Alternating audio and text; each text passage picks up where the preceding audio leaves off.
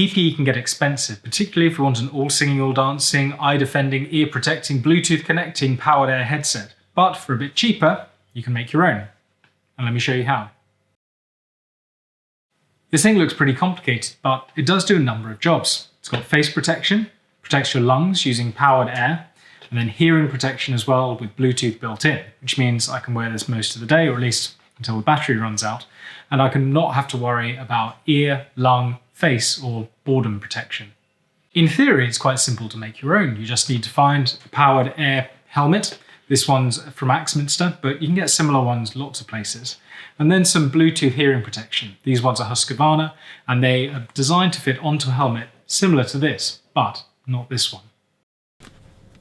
I decided to go for the Husqvarna XCOM. These are quite expensive at about £150 new, but they do have some advantage over the cheaper alternatives. They've got hearing protection, they've got Bluetooth, and a radio as well for those times when you don't have your phone, which is not often. If you do want something cheaper, then a standard pair of helmet mount ear defenders is about £20. The idea behind this project is actually quite simple, but putting it together is a bit more complex. This didn't work so well, so I tried glue, which didn't work. If you're going to do this project and not going to use this helmet, then here are a few things to consider. First of all, you're going to want to make sure that these ear defenders sit over your ears. Sounds basic, but make sure you just check before you do it. I put the helmet on, put the ear defenders over my ears, and kind of marked out roughly where they were going to sit. Ideally, not over that cable.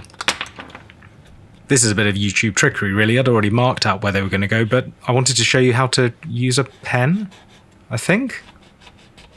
Anyway, the key thing you want to do is make sure that whatever you're mounting the mounts to is firm enough to hold them.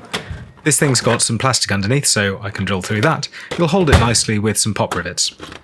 Those are drills, and at least some of those are pop rivets. Ah, yes, those ones, the ones that look like pop rivets. Not bad. Most pop rivets are going to come with some sort of... God, that's noisy. Some sort of guide as to what hole you need to drill. But if it doesn't, then just test out something first. You don't want to drill through and end up with the wrong size.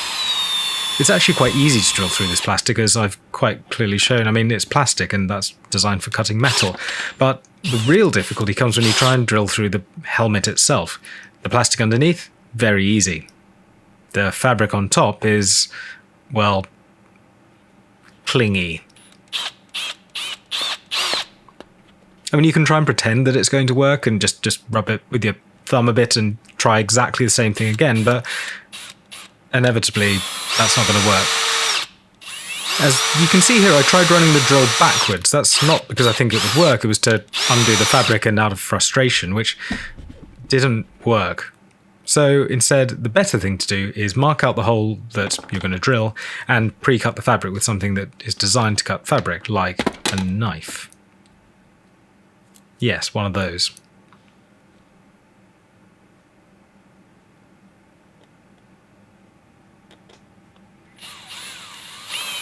And then you can drill through the horrible mess that you've made much more easily.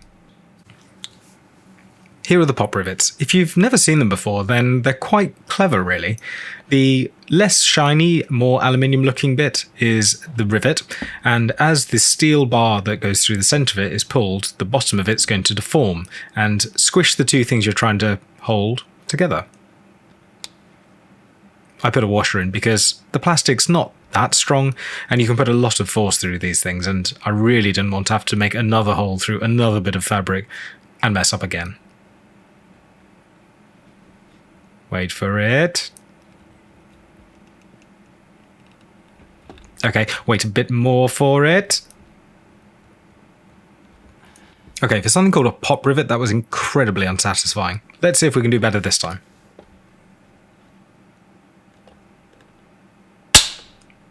Okay, I'd say that's more aggressive than pop, but that'll do. Here you can see the inside after it's deformed. The aluminium around the outside gets squashed and holds things in place quite nicely actually.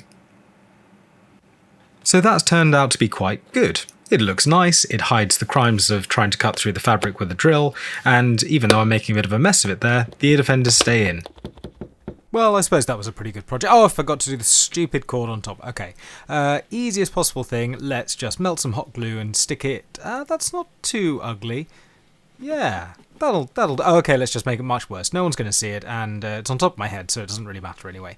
Feel free to tell me in the comments why you hate this. Now, what could be fun is touching the hot glue. Oh, no, it's hot. It's stupid past me touching the hot glue. Anyway, should we cut to some gratuitous shots of the finished project?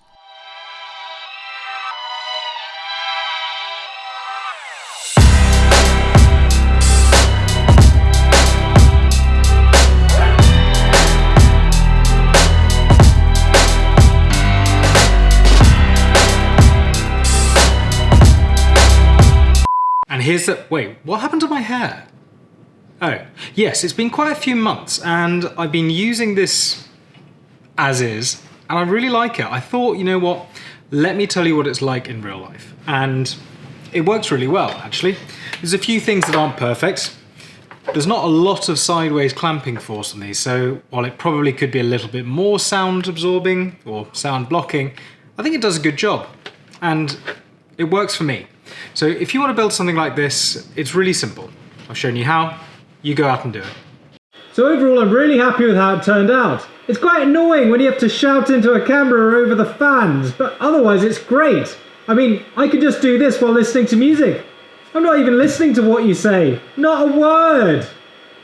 Ha! Oh, sorry, I thought you were talking.